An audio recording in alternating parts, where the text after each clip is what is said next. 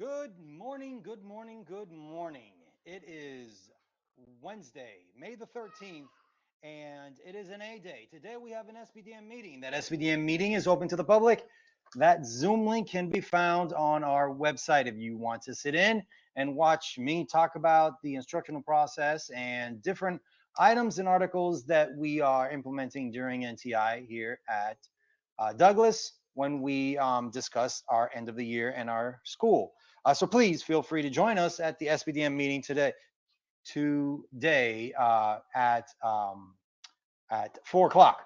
It is an A day, and it is the 13th. Like I said, Friday the 15th is a huge, huge day because that's the day that we want all the NTI work completed for our seniors. So please, please, please make sure that you are working as hard as you can to get caught up, get everything turned in, and be complete so that we can audit your transcript, get your grades updated, and get your graduation diploma and everything set up for our virtual graduation that's going to take place here at the end of the school year. You just saw a slide before I came on live from the Kentucky Higher Education Assistance Authority. They are providing information on live chats so that you are ready to receive any grant or financial aid that you may be eligible for.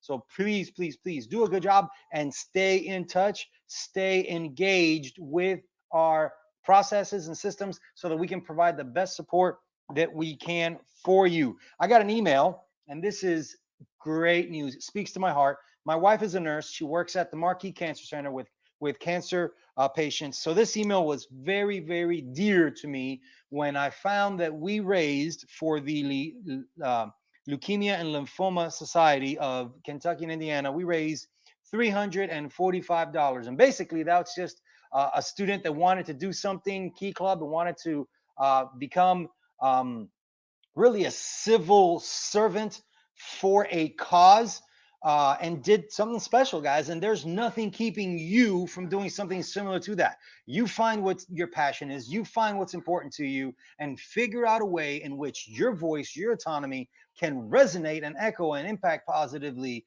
towards those in our society and those around us. I've been looking at some articles online and really thinking about our global pandemic and the situation that we all find ourselves in with this social distancing taking place and the governor asking us to stay home. There is going to be a lot of research that comes out on how social distancing through COVID-19 is impacting the youth, our kids, the 8-year-olds, 10-year-olds, psychologically and cognitively. We are wired as human beings to be pack animals. We live in villages. We live in communities. We are a population. We enjoy company. We enjoy each other. We live and we are pack animals, biologically speaking, metaphysically, cognitively. We are just people that are like other people, kind of like wolves, kind of like dogs, kind of like different animals that are pack animals. So are we. And the biggest thing I want you to do is for you to live a healthy lifestyle. Several things have to happen. Really do a good job with your nutrition. Eat healthy. Stay away from the gummy bears. Stay away from the potato chips. Really do a good job with sleep.